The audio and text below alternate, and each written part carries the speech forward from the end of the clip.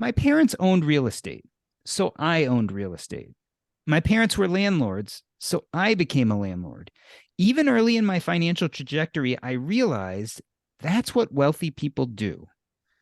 My first store was a condo, the second a foreclosure, the third a foreclosure lake house owned by a crazy person who harassed us for at least a year after we bought it, and that eventually we 1031'd into two more condos. 4 doors at my peak, good cash flow, and a lot of headaches. Too many headaches. So I liquidated everything. My conclusion, real estate is a great way to build wealth, especially if you're starting from zero. But it's a lot harder than index funds. And in my case, the returns were definitely less. You can make much more money and higher returns than I did, but you're going to have to work at it. Or maybe at least listen to a podcast or two. Joe Saul-Sehy is the co-creator and owner of the Stacking Benjamins podcast, also known as the greatest money show on earth. Today is joined by Alan Corey and Crystal Hammond, who are co-hosts of the newly created and about to launch Stacking Deeds show. Joe, Crystal, Alan, welcome to Earn and Invest. Joe, tell me, I want to start with you. Why another real estate podcast? I think there's always room, number one, for a good podcast. There always is. So number one, if anybody out there is thinking about starting a podcast, don't stop because you think the landscape is too full. If you've got something to say, we need more voices. And when I look at the landscape of real estate podcasts, there's definitely some good ones, but there are also a lot of podcasts out there, as you know, Doc, where it truly is a sales pitch. It isn't as much about education as it is about join my syndication or hand your money over to me or whatever it might be. And when I was on a hunt for podcasts that were fun first, and then second taught real estate to newbies in a way that was really much more about teaching than about selling, I couldn't find that many. And so I thought that we definitely have an opportunity here. That said, I was not ready to do this show. I was doing my own thing, having a lot of fun making Stacking Benjamins. And this guy that I'm pointing at on the video, Alan Corey, after he was on our show, was a great guest on our show, talking about real estate and how he did it. He wrote me and he's like, hey, I think there might be room for a Stacking Benjamins podcast about real estate. And I said, yeah, no, thank you. Yeah, no, thanks. And then about a year later, I think you wrote back unsubscribe. Right. And then it took me about a year and I'm like, you know what?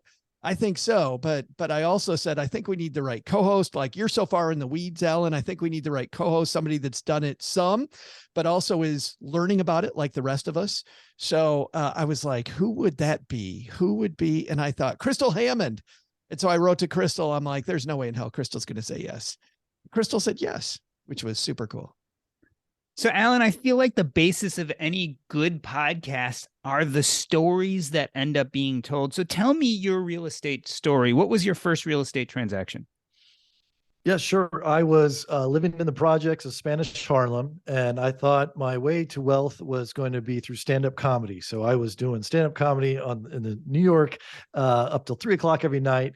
And by the way, not, just as an aside, as Alan told me this story, I thought this story was a joke when I first heard it. I was like, "There's no way this." So I decided I'd get rich through comedy. Like, who does that? But anyway. Well, I was class clown in high school, and I was like, well, I didn't get that good of grades, so maybe I need to lean into this class clown thing. I learned quick that jokes don't pay well, especially if you're a terrible comedian. So I was like, I need another source of income in order to pursue this comedy career. And so I just devoured personal finance books, and wealth building books, and real estate just resonated with me. And then I had a plan. It's like, if I just buy one property a year for the next 5 years, I could probably have enough passive income, or, leveraged income is probably the more appropriate term. There is some work, like you pointed out at the beginning of the show, Doc. And what I realized is, wow, man, I actually like real estate more than I like comedy. I'm better at it. It pays much better. And after 3 years and 3 properties, I was like, this is all I'm doing. And I just became obsessed with it. So my first property was I had $10,000 in my name. I bought a $100,000 condo. It was a 1-bedroom condo right after 9/11 in New York City, where no one was buying real estate. Everyone was fleeing the city. So people always talk about, like, the fear of being real estate. Like there's not one person that was like, yeah, Alan, this is a good time to buy real estate. But I had $10,000. I was like, I want to get out of the projects. If this doesn't go well, I'm back in the project, so I might as well try. There's no harm done. There's only upside. It's such an asymmetrical bet. And then I bought that 1-bedroom condo. I just hung a heavy curtain across my living room, rented it to another comedian, and it paid for my entire mortgage. And I was like, yeah, I want more of this. And so just that became a lifelong passion. I've been doing it for 23 years now, buying as much as I can when I can. Aha, the house hack, always the good first real estate investment. Crystal, Joe mentioned this idea that Alan has been in the weeds for quite a while, and he wanted someone to pair with Alan who maybe was a little bit newer to the real estate game. Talk to us about what your real estate portfolio looks like right now. All righty. So, I'm glad Alan mentioned, that there's a lot of fear that goes into real estate investing, because I'm a part-timer myself. So I'm a full-time engineer. So I do this on a side, but my first property that I acquired was out of fear. The duplex that I grew up in on the south side of Chicago was for sale. So the landlords wanted to sell it. And so I knew that some friends of mine, they attended these real estate meetings. So I was like, hey, I would like to go with you to your real estate meetings. And my goal was to meet someone, become their friend, and say, hey, by the way, this duplex for sale, my mom lives there, please don't raise her rent. And the more people I talked to, they were like, hey, do you have a job? I was like, yeah, of course I have a job. And they're like, well, why don't you buy the property? And I was like, me? I can't buy a property. So, unlike you, there was no one in my family that owned real estate. I didn't know anybody that owned real estate. So I didn't think I could do it. But since I surrounded myself with a group of friends, that I knew, I trusted, I went to their real estate meeting, and my first property I bought that duplex. It was a house hack because I wasn't able to lower my mom's rent, but I didn't know how cheap the mortgage would be. So it was a very, very cheap, way cheaper than the rent I was paying at the time. And that was my first house hack that I didn't even know what the term was, what it was at the time. So I'm just like Alan. Oh, I like this. I want to do more, but I'm on a part-time basis here. So I haven't put both feet into it, but I'm still in the game. I've bought more. I have a condo. I have some empty lots that I plan on developing. So I'm more of I still have to work a full-time job, but I like this real estate stuff. So I want to do more as I can. Like, this is something that anyone can do. Joe, I'm interested in this idea that both Alan and Corey, when they're telling you about learning about real estate, right, they dove into either blogs or podcasts or went to real estate meetings, which makes me think a lot about Stacking Benjamins. It is the greatest money show on earth. We talk there about all sorts of things. But am I right in saying we don't talk a lot about real estate?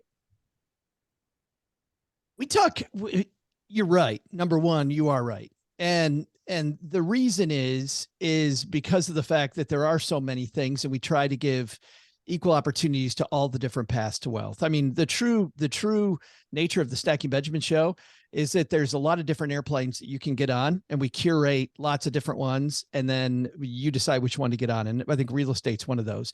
The issue with real estate, though, as you mentioned in your open, is it is a little more complicated. There are some things that you need to know.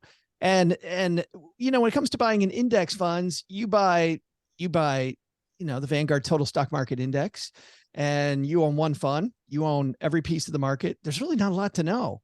You're automatically invested. You're invested in most of the companies that make up our economy. Like, what do you need to know beyond that? Historically, our economy is based on companies and companies succeeding. So you just buy it. When it comes to real estate, I think that a lot of people will tell you, I'm sure that Al and Krista will tell you that a lot of the game is played up front, right? There's some numbers that you need to know. Making a great purchase decision is a huge part of your win. When you get ready to sell your real estate, how you maintain it, right? Every month, do you hire a property manager? Do you not hire a property manager? Whether you go like Crystal was talking about with empty lots, or if you go with storage units, or, I like farmland as an example, which is totally different. If you go with commercial real estate, Alan, in our first episode that we just have been recording, was talking about, ABCD real estate. A lot of people don't even know they're ABCs of real estate. So diving into some of these terms in the different language so that you can then begin riding the bike. My son's in this big time, by the way, Doc. He owns 14 rental properties and absolutely loved it. But he talks about it that way. You just got to know the language. Once you know the language, it's much easier than you think. Alan, it begs an interesting question, right? Because obviously out there in the world, we have people who know tons about real estate, and then those who are coming at it as newbies. Who do you think Stacking Deeds is going to be most oriented to? Are you looking at beginners? Are you looking at advanced real estate people? Tell me who the information is really aimed at. I think it's, piggyback off Joe's comment, it's learning the language. So this is going to be for the newer investor, or maybe someone who's not necessarily interested in investing yet, but they'd like to learn more about it, and then they'll make that decision later. I think even if you're just a homeowner, you own your primary and that's all you want, you're going to learn a lot about the house that you own, that you've got the most money of any investment invested in. Doesn't hurt to learn a little bit more about it, and the inner workings, and how to evaluate your property, how to improve your property. So I think this is anyone who's thinking about buying a home or owns a home, and then maybe your first 1, 2, or 3 investments, just to sort of set the foundation. I'm looking at this show as sort of being the foundation, and like all good real estate, a solid foundation is completely necessary. So, Crystal, given what Alan just said, you're going to get a lot of people who come to this show who are maybe on the borderline. Maybe they don't have any properties. Maybe they've been hearing about it. In your estimation, why is real estate such a powerful investment, especially for kind of these new people who are starting to hear about it? I feel like real estate is a powerful investment just because everybody needs a place to live. We talked about fear a little bit earlier. I noticed that the second place that I bought was also out of fear, because I was living here in the DC area and I had my, fancy pants government job, fancy pants apartment. And after the first year, the rent went up 10%. And I was like, wait a minute, you didn't do anything. Can I get a free turkey? Can you upgrade the carpet? Do something, lie to me, make me feel like this 10% increase is worth it.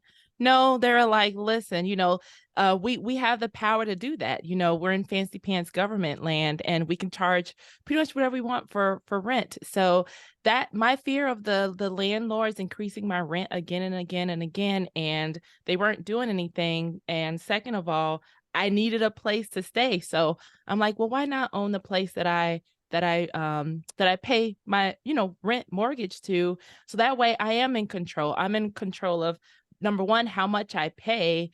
Number two, I'm also in control of the increases and decreases and things like that. So I feel like we all need a place to stay. So why not have a little more, ownership or control or, power over that of what you're paying? Joe, you and I mentioned this idea of index funds and how you don't really need to know a lot, right, to be invested in index funds. Yet in real estate, you do have to do a little bit more work and research. I guess it makes me ask a question, why not just index funds? Like, why jump into real estate in the first place? Well, that's what I do, right? My son loves real estate. I've owned one property. I don't do real estate investing. I realize that it's not for me, but for those people that it is for, there's so much misinformation out there. There's so many salespeople out there. Frankly, I get more pitches for real estate gurus for Stacking Benjamins than any other area, that you have to know what you're doing. But back to your question, because that didn't answer your question. Your question was about why real estate? You know what it is? There is a sense of control that Alan got by saying, I want to pay this bill. Specifically, I want to make sure that I get this bill paid. I want to make sure I get this other bill paid, and I want this property to do it. Like the sense of control you get with a rental property versus the sense of I'm on a roller coaster with index funds is completely different. When you look at the North American Real Estate Index, the NAREIT index, over long periods of time, Doc, both of them, to your point, get you to about the same place. However, Alan will tell you, and Crystal will tell you that with some work, you can be, I think, a little bit easier. You can be, if you know what the hell you're doing, you can be somebody that tilts the odds in your favor. Like as an example, people understood odds. They wouldn't go into the restaurant business, right? They totally wouldn't. And yet more people open restaurants than any other type of business on earth. True. When you take a look at real estate, there's so many people that are afraid. And yet when you talk to somebody that begins their real estate adventure, they often have these outsized returns. Once they learn that language, they will. And so I don't want to promise outsized returns. I certainly don't do it myself. I don't want to learn that language, but I think that for those people that do, there needs to be a voice that is less, I don't know, charlatan-y. Is that a word? Charlatan-y, less magic, less dumb stuff, and much more, okay, here's how you're going to do it. But I think it attracts a certain person. You'll get there that way. I don't know if that completely answers your question, but you know, there's people that just love it. Alan's that guy. I mean, Crystal and I can't get him to shut up sometimes. We're like, dude, let somebody else talk. Like he's just all about real estate all the time. Well, I think it's control, which Crystal said as well as you did, Joe. Like for me, I couldn't control a stock. Like I can't go in and tell the CEO to fire someone or their customer service needs improvement or what anything like that. So I was never in control. I felt like stocks were gambling because it's like, yeah, I should do this and it'll probably go up, but I had no control over it. But as a landlord, I had 100% control in that I get to decide whether I'm buying it, what I'm going to charge for rent, what you know, who's the tenant, who's, you know, all that stuff. I felt like I was actually in control of my money. And to take a step further, what Joe was referring to is my house FIRE method, where FIRE stands for financial independence, retire early. And I was doing the math, the typical math about like, let's say I had a $150 internet bill. Internet and phone bill, and I can never get rid of that. Like it's you can't buy it in bulk at Costco or anything, right? It's always going to stay with me. It's going to follow me for life, and I hated that. I didn't feel like I was in control. And so the FIRE method is that you take, you know, annual of that would be 1,800, so 12 months of that bill is $1,800. If you save 25 times that, which is sort of the math in some sort of stock savings, that's $45,000, right? So for $45,000, I could withdraw 4% a year. This is just sort of what mathematicians have come up with retirement planning. And then I would always be able to pay that internet/phone bill. And that's assuming it never goes up in price. And that seemed crazy to me, $45,000 for a phone bill for the rest of my life. So if you take half of that, what I figured out, $22,500, I could go buy $100,000 property that cash flows $150 a month. And so I went through every single bill, and this was how I controlled my bill and how I planned on retirement was, let me buy a property to kill this bill or burn this bill, you know, the house FIRE method. And I just went to the next bill and the next bill. And what I like about that is that in retirement, once all my bills are paid off, I get to live larger and more extravagant in retirement because the mortgage gets paid down, the rent goes up. I'm actually making more money each year in retirement, which goes against every other retirement plan where you're forced on a budget. So it comes back to control again for me. And then I wanted to go back to what Joe said when he's like, you know, real estate's not for me. And I almost want to say, well, I didn't think real estate was for me either. You know, when I was in my first situation, funny thing about surrounding yourself with, you know, real estate gurus and, you know, listening to podcasts like these, because when I surrounded myself around those people to go to that meeting to meet someone to solve my real estate problem, I came out of that meeting, you know, a new real estate fan. So a lot of times you can't say, well, I don't know, real estate's not for me, because sometimes it happens to you. Sometimes you are in a situation where, oh, this is a huge real estate issue or housing issue that I need to find a solution for, and I need to fix. And when you surround yourself with cool people like us, you get empowered. And we do, because the whole point of the podcast is to show people, like, I'm not do I look handy? I don't want to get plumbing anything on these nails, so if I can do it, anybody can do it. And I feel like it was just because of knowledge and hearing stories and talking to other people. I don't want to get anything on my nails either. or in all this hair. Don't want to do that. It's funny. I want to go back to Alan's story for just a second, because you know what I like, Doc, about what Alan did there. I feel like too often we give up. We give up early on stuff. Like I teach people, as you know, better than most. I teach people board games often.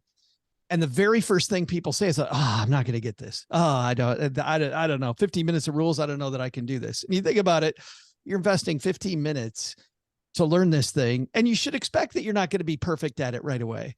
What's cool that I love about Alan's story, which fired me up, and when he came to me and said, hey, we should make a Stacking Benjamin's real estate podcast, now Stacking Deeds, is that he gave himself permission to not need to get it right all at once. He said, I'm just going to buy a property that pays this one bill. Then I buy another property. So guess what he does over time, Doc? He is learning this skill, and he's learning this language a little bit at a time, and he's not expecting himself to be perfect. He just wants to pay his damn internet bill or his electric bill or his groceries. He just want to pay this one thing. And so he gives himself permission then to not be perfect and to learn it. And over time, now if I need to know anything about real estate or the language of real estate, I go to Mr. Corey here. And to go back to your opener, Doc G, about how you had 4 condos and you sold it all, to me, maybe it wasn't working, a well-oiled machine yet, but you just got a master's education in real estate. And it's just, you've now saying, I'm not going to use it. But that experience is a gold mine. And I think, making mistakes makes you more money in the long run, except if you quit and stop doing real estate. So it compounds, just like all investments, your education compounds. And, but I love it. Just get in the game and learn. Yeah. It's not hard to find a property that makes $150, get your feet wet, and then you're going to make, more money the longer you do it. Absolutely. New people, no matter what type of investment, whether it's real estate or, Doc, anything you or I talk about anywhere, we're afraid to fail. Everybody's afraid to fail. People that are in the game will tell you they failed as often as you have. They just don't dwell on it. Like when I see people that are great, they fail faster. They fail more often. They will make 100 decisions in the time that you make 10 decisions. They will fail more often, and that's why they get ahead. It's not that they don't fail. So I think that's a huge point. Crystal, let's talk about fear of failure. Let's go back to 2008. I mean, it was a disaster, and a lot of real estate investors lost their shirts. Tell me what you think the outlook for real estate's going to be over the next decade. I mean, could we have another 2008? And does it matter?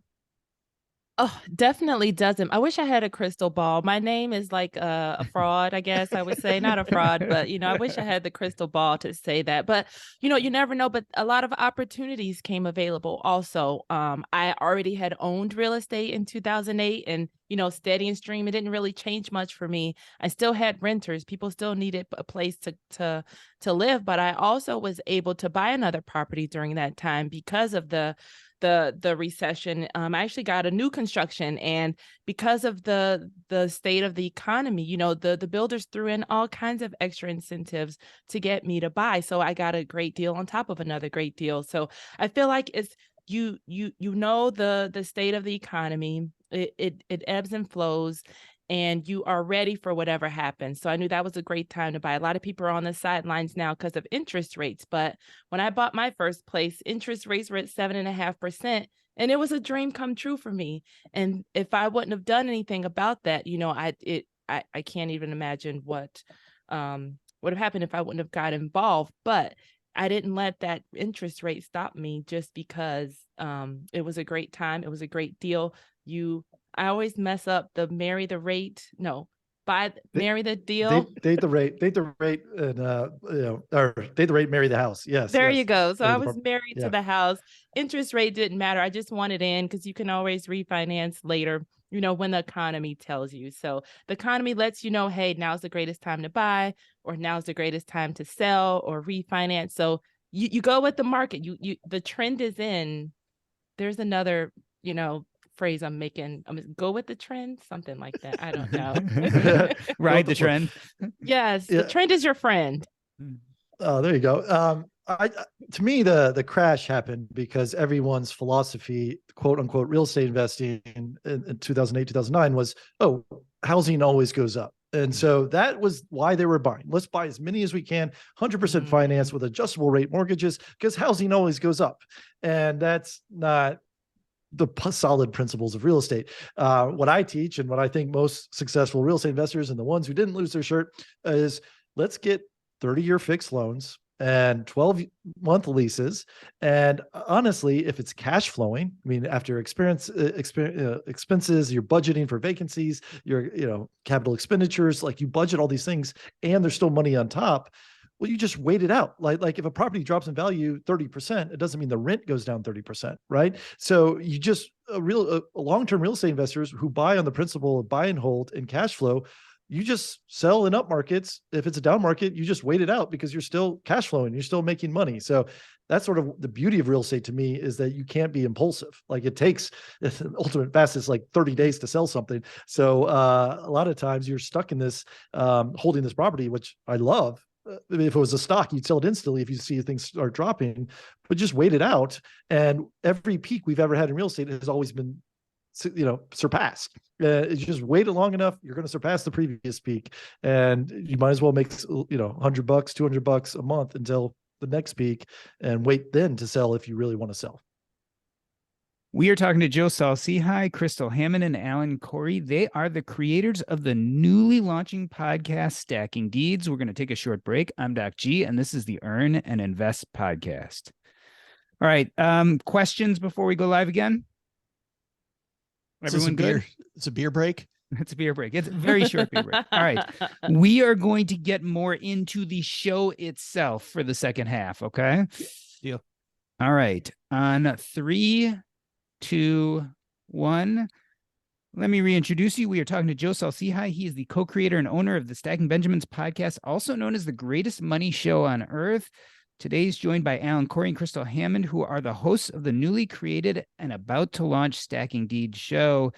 Joe, let's talk about Stacking Deeds itself. Tell me about the format of the show. What does that look like? I'm really excited. And by the way, for people that don't understand the reference, the greatest money show on earth, it's not, I just want to explain that we're not super cocky. Like it's not. Sure you're not, Joe. Sure you're not. The point is that the show is a circus, right? The greatest show on earth. And we stuck the word money in there. I firmly believe, as you and I have talked about a lot, Doc, that the science of play is super important when it comes to learning. I do not like, spoke earlier that I like board games. Educational board games suck. Like whenever they tell you, oh, it's a game and it teaches you something, I'm like, I'm out. I don't want to be taught anything.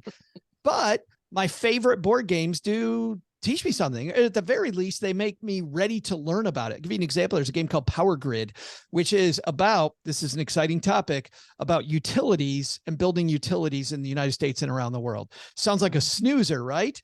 The game is actually really, really fun. And now whenever I open up any news article about energy, I'm much more open to it. I'm like, oh, yeah. I know that buying a coal plant is cheaper than buying an oil plant or wind or nuclear, whatever it is. But I know that over time, coal cost a lot more, right? I mean, let's not even talk about pollutants and all that. In this game, it's just economic. I can buy the plant very cheaply. I buy the coal for a lot. Wind power, I got to get a bajillion of these windmills. Got to get a ton of them. And each one produces a tiny bit of power. But man, if I do, my cost of energy is zero. Like how awesome is that? So my point is, not to belabor it, but because I thought that game was fun, because I think it's a good time, I now am way open to learning about energy. And clearly, because of that rant I just did, I know a lot more about it than I used to. Just in this game that wasn't around to teach me anything. That is my number one goal. I think that too many podcasts in finance focus on the points. Listen, if you go to a great restaurant, you think the chef knows what the hell they're doing and they're going to cook you great food. The great points are the cost of entry. Because of that, why do people come to us? They come to us to be entertained and to stick with us and to dive into these topics in a fun and interesting way. So we set up the show very much like the Stacking Benjamin show. It's not live from my mom's basement. It is live from Ruth, the realtor's car. Ruth is a friend of my mom's, and she's taking Alan and Crystal to see all these places. And while they're there, they discover there's a couple microphones in the back of the car. What do you know? Who knows? And this hilarious and Ruth stuff might be 900 years old. We're not sure. Yes. Right. We haven't carbon dated her yet. but she is way. And as you can see, Crystal is Ruth's. Yeah, buddy. leave Ruth alone. Yeah. Defense protector. Yeah. Defends Ruth. So we have segments very much like the Stacking Benjamin show. The show has a little bit of ADD. We don't hover on a topic. Our goal is to curate thoughts and ideas to get you into them. You decide which piece interests you the most. And as Crystal and Alan said earlier, we're going to dabble in all the different types of real estate that are out there. So as you're deciding, is it long-term rentals? Is it flips? Is it short-term rentals, medium-term rentals? Is it buying A, B, C, D class real estate? Like what is your game? There's so many different things that you can do. We want to show you the cornucopia of stuff that's out there. Crystal, guests or no guests? Yes, definitely guests, because we want as many perspectives as possible also. And we want to demystify the real estate jargon that we hear a lot of, because some people feel like they're missing out on these hot terms or the hot markets and things like that. And it's like, no, you don't need to miss out. Just educate yourself. Arm yourself with a variety of perspectives, because you're going to connect with something. Like maybe there's something common in your neighborhood, or a place that a market you plan on moving to for a job or for love or anything else like that. So you want to be armed with information, so you'll at least remember, hey, I heard that on the Stacking Deeds show, and I can piggyback to that. And then Joe, going back to I almost fell asleep during your coal plant. I'm sorry, but he's a little bit full of hot air, I think. Talking about wind energy. Yeah, but that coal sounded like the power nap. Yeah, a power nap. I love it. That's Joe's new name, power nap. It sounds like the printers and the ink. You know how you pay a printer is really cheap and then the ink is crazy expensive. So I actually was able to connect that to that, that boring coal plant. Easy. I'm right here. This is the kind of relationship we developed already, the three of us. Guests very much, Doc, will also be not always on the nose. We certainly need to have on the nose guests. We're excited about a frequent contributor that we have who will talk to you forever about roofs and about the miracle of roofing. And she is incredible, all about roofing.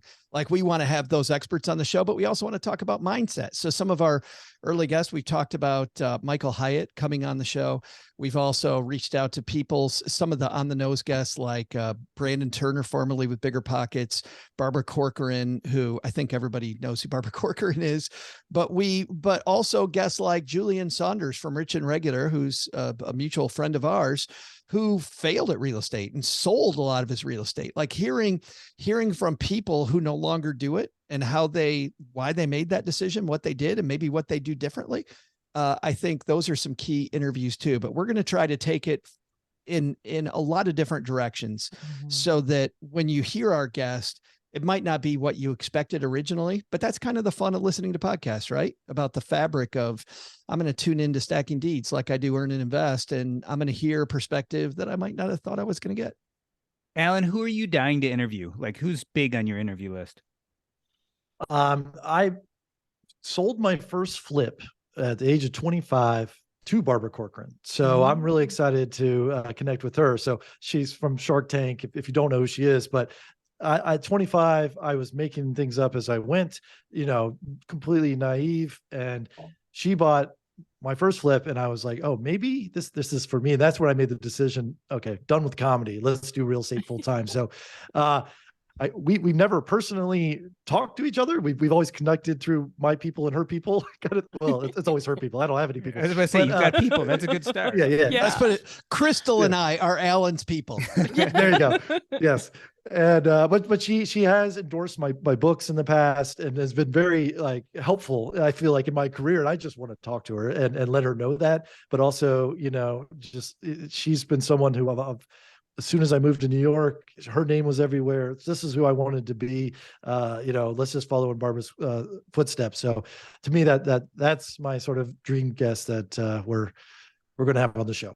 Alan, do you know how she did on that flip? Like, did things start falling apart the minute she took possession? Well, just between you and me, Doc G, I made more money than she made on it so far in the investment. But that was maybe just this timing wise. But I'm not going to tell her that. Crystal, let's move away from guests and talk about real estate topics. Any particularly scintillating topics you're really excited to talk about or kind of bring to the show that you haven't heard before, besides roofing? Roofing's going to be fun. So we actually had a really deep dive into the property classes. I had no idea there was a difference between the A, B, C, D, E. So I didn't know my ABCs of real estate. And, I've been in the game for a while, as a part-timer. So another good topic is that the premise that you don't need to know everything to start. A lot of people overplan. They overpopulate their brains with information and things like that. So I want people to know that, you don't know what you don't know, but you will find that comfort zone. You will just need to jump in with both feet and do it at some point, because a lot of people are on the fence. It's like the analysis paralysis. I do this all the time personally. So don't overanalyze, but we do want to give people different, the topics, the varieties, just so they know they're going to find something or someone that they connect with that's going to push them to that next step. Crystal, I think you nailed it. I think people get frozen in that education phase. And I always tell people real estate is similar to swimming. Like, you can read about swimming, watch YouTube videos about swimming, listen to podcasts about swimming. You're not going to be a good swimmer until you start jumping in the water. And real estate's the same way. And just doing is so much better than just learning. And so I like to give everyone like a 3-month window, maybe 6-month window. Okay. But more than that, like, you just go put your money into investment and you're going to learn quickly, and it's not that hard. And other investors are very, very helpful and they want you to succeed. There's so many mentors out there that will tell you everything to make sure it's a easy swim. This is what I thought was fun, Doc, was the fact that you listen to a show about real estate and you have a host that doesn't know there's A, B, C, D class real estate. Seriously. I mean, that sounds like a 1-star review, right? I got a real estate show, but I got somebody that doesn't know the whole language of real estate. That for me is the fun, that we've got a guy who knows that intimately. We have a woman who's an engineer, and when she picks up this stuff, like, she's got that engineering brain of, hey, I'm going to question all these things. Like, really, there's this. So to be able to explore along with Crystal and at the same time learn from her experience that she has had, and like she just said, not having to know everything. And then Alan fills in the dots. Like, some of these shows that talk over your head drive me crazy. Just, it's so in the weeds. So I'm like, I'm sorry. I don't know. So to Crystal's point, we don't want to assume you know the language. And that's really, why these two people together, I think, are going to make a lot of fun for us. It sounds like these two people together will make a lot of fun for the Stacking Deeds show. Tell us about, Joe, who else may show up. Are you showing up on any of these episodes? Might we hear from the notorious neighbor Doug, so well known from the Stacking Benjamin show? So neighbor Doug will be on the show. Neighbor Doug is going to definitely be on the show. I will be on some episodes, mostly talking about the headline segment, because if you think of the Stacking Benjamins format, this very much follows a similar format, and we talk about a current headline. So I will hang out on many shows for the headline. You'll also hear Alan and Crystal when we do real estate segments, talking about our real estate segments, almost like, Doc, when we have some of our heavy hitting interviews, we have you do the interview and then you and I discuss those. Same thing. Like, I feel like being able to flex the fact that we're this family and use each other's strengths, I think is going to be great for all three of our shows, frankly. it's worth pointing out that Doug is not just neighbor, like he happens to. We've lost you, Alan. I'm not hearing you real well. Oh, And he's yep, we gone. lost him. And I know he's gone. that is funny. We'll see if Doug and Ruth have history. Let's give him a second to see if he comes back. Yeah. Awkward. Right. Oh, that mug. Stop it. That Michigan mug. All right, you back, Sorry. Alan? Yeah. Stop it. All right, I'm going to give you a sorry. count of 3, 2, 1, and then do you remember what you were going to say? Yes. All right, 3, 2, 1. Speaking of family, it's just worth mentioning that the reason Doug is able to kind of make the segue over to stacking deeds is he also happens to be Ruth the Realtor's mechanic. So he wears many hats. And so we were able to pull that in. And we are a small family in many ways because of it. So, Crystal, let's wrap this up. What are you hoping to accomplish? I'm imagining this is your first podcast, right? So Yes. as you look to the future, what are you hoping Stacking Deeds accomplishes? Well, of course, we're going to hit that 7 million listener mark ASAP, but even I feel like even without the big listeners number, if we help one person make their first real estate transaction, the show is a success for me, because I want to establish the community that welcomed me when I first bought my first place, when I didn't know I had. Remember Dorothy in the Wizard of Oz when they said you had the power all along? I didn't know I had this power, to buy my first place. And now I'm also in a position to change the neighborhood, because I took advantage of other programs in the neighborhood now that I'll be building some very nice affordable housing. So who'd have thought, this girl from South Side of Chicago, long time ago, had a problem and was looking for someone else to solve it. And she had the power all along. So we want to find more Dorothys and Totos. Not saying men are dogs or anything, but we want to find more people that don't know the power that they already have. And I 100%, 100% agree with that. We're not a mogul building show. Like, we're not trying to turn everyone into like monocle wearing Monopoly men. That's not the goal. That there's other real estate shows for that. This is, hey, you just some small steps similar to investing to an IRA or a mutual fund. Like, this will help you in the future. It's a step to change your life, your finances, gives you more time and freedom and options. And that's sort of what we're going to push is, hey, you don't have to obsess over this. Let me obsess over it, and then you just do as much as you want, and we'll make sure you got the steps to succeed. Joe, speaking of other real estate shows, you and I talk a lot about this idea of finding things we like, shows we respect, people who do things well, and learning how to integrate some of their techniques into our own shows. Let's look at the reverse side of that. What is it in other shows that you're going to specifically try to avoid in Stacking Deeds? We're gonna avoid an emphasis toward product pushing and selling.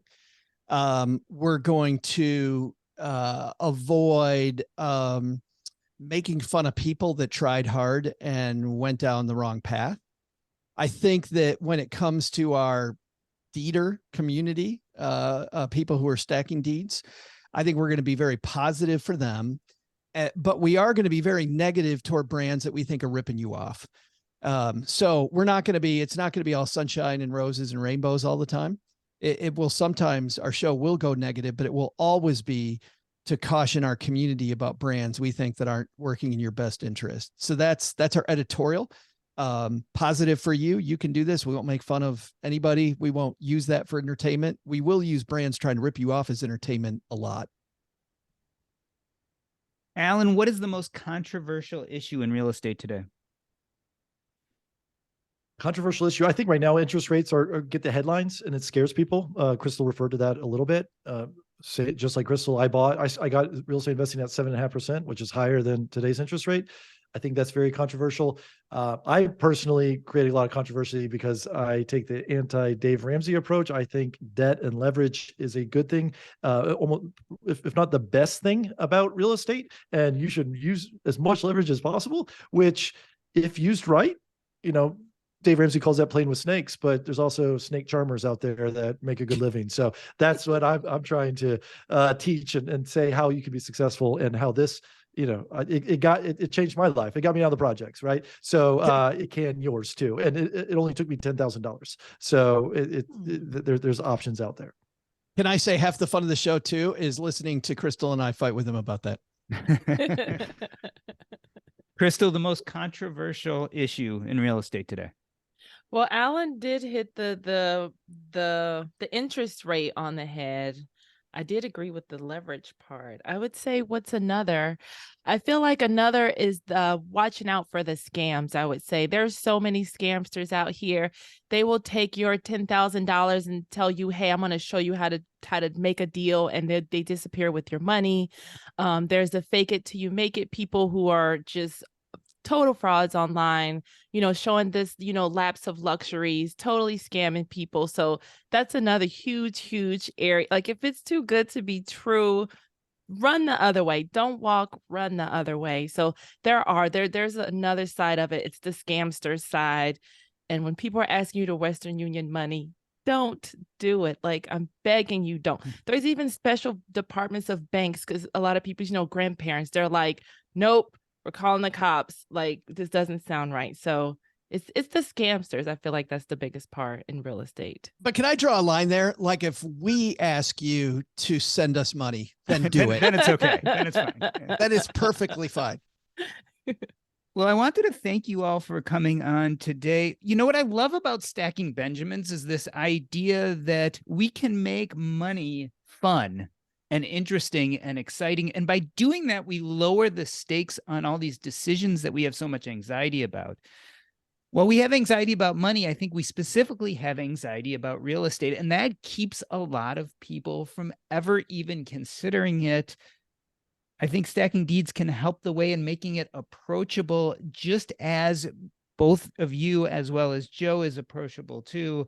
I wanted to end this episode the way I end every episode by asking you what's up next in your life and where we can find you. First, Joe, when does Stacking Deeds launch and where can you find it? We launch, hopefully if everything goes right, but I got to say, we are so prepared. We did 3 pilot recordings. We really have worked and worked and worked and worked. This show, I think, is very prepared to go. So, but fingers crossed, everything goes right. We'll be on March 7th, Tuesday, March 7th. We will be live. And this should come out just before that. So this should prep you and get you ready. So now that you're hearing it, you can be there for the first episode and have it downloaded. Crystal, we know what's coming up next for you, which is obviously the show. But if people want to reach out to you, what's the best way for them to do that? Yes, follow me on, I'm on the Twitters and Instagram at Condo Crystal, CONDOCRYSTAL. And what's next for me, you're just, when you follow me, you're going to just hear about the journey I'm on now. And so I'm just sharing information, education, success stories, horror stories, all the fun stuff. And Alan, we know what's next with you is probably arguing with Joe, but besides that, where can people reach you if they want to know more? Well, just also, Doc G, I just put an offer on your house, so things may be changing over there. Excellent. Hopefully, it was above asking price, or it was above listing price. I'm Real Estate Maxi on Twitter. Because I call myself a real estate maximalist, and so if you want to follow me on social media, I talk real estate every single day. Go. March 7th is really what I'm focused on, which is the Stacking Deeds right now. You can go subscribe to the show right now. We've got a trailer up. So put it on your radar, download it, and let's talk real estate and go from there. So the show is Stacking Deeds. It launches March 7th. Download it the minute it comes out. This has been the Earn and Invest podcast. On behalf of myself, I'd like to thank Joe Saul-Sehy, Crystal Hammond, and Alan Corey. That's a wrap. All right. As you guys know, I keep things running just to get the after show. Tell us about the name Stacking Deeds. Who came up with it and what was the process like of figuring out what to call the show? It was like it was a brainstorming session, right? Because not to be vulgar, D's nuts was so popular. We were like, we can't call it that. Stacking D's nuts. No, Deeds. So we put deeds in there somehow, and we wanted to keep the fabric, the family fabric of stacking Benjamins. And also, to me, it conjures up memories of dominating in the game of Monopoly and making everyone cry because you have this stack of deeds in front of your face. Or most likely than not, it was reverse. People were stacking up their deeds and I was crying. But you get the idea. That's just exactly we start off with a mood. We're like, what will make people cry? How can we get somebody to flip the board, like flip the podcast? Oh yeah. I just want to know which one of you is going to wear the monocle on the show. Oh, that's Alan. Definitely Alan. See, no hesitation. Yeah, I've got two on order, one for each eye. So I'm probably doing it. I overdo everything. But doesn't that get rid of the monocle? Then it's a duonicle. Duonicle. Bifocal. I don't know. It's the modern way of doing monocles, Joe. They went out of style, but now I'm bringing them back with two at a time. It's a more difficult glasses. Yes. Our first product placement. We should make those, and we'll do product placement on the show for all the people that can see into a podcast. They'll see you with the duonicles on. I like that should be your artwork for stacking deeds. It's just Alan with a monocle. Alan on the artwork. Have you seen Alan? You don't want me on any artwork. Yes. Like having me on the artwork.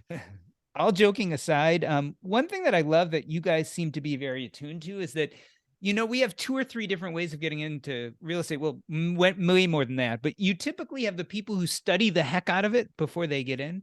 And then you have the people who just jump in and kind of do it and find a way without studying it like heck. And that's what kind of is nice, I think, about what you guys are talking about doing is it really speaks to all those groups. Like when I started buying real estate, I didn't go onto Bigger Pockets. I didn't listen to any podcasts or read any books. I mean, I'd grown up seeing my parents do it.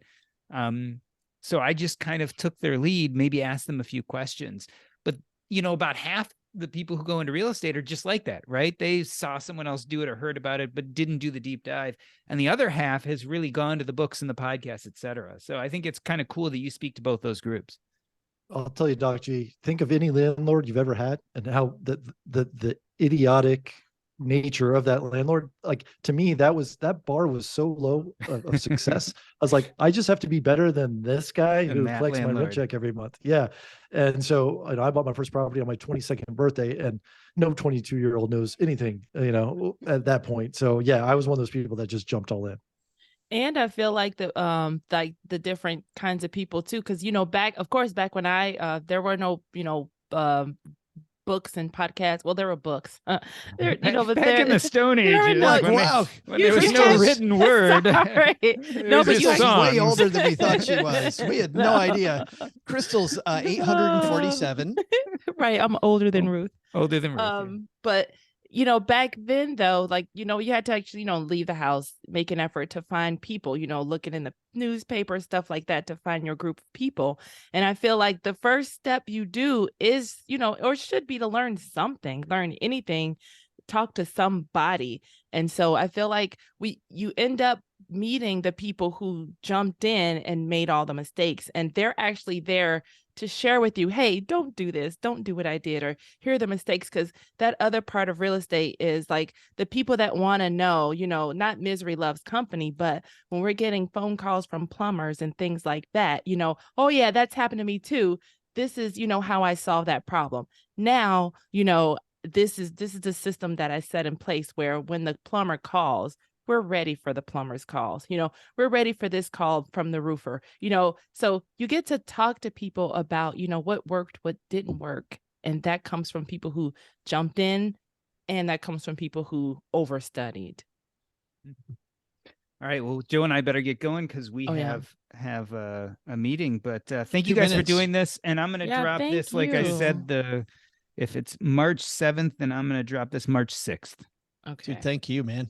Awesome. Love it. Great job. I can't wait to hear. I can tell already just from listening to you guys that, the on-air personalities work really well together. So it's going to be fun to listen. Yay. Thank you. Appreciate it. Thanks so much.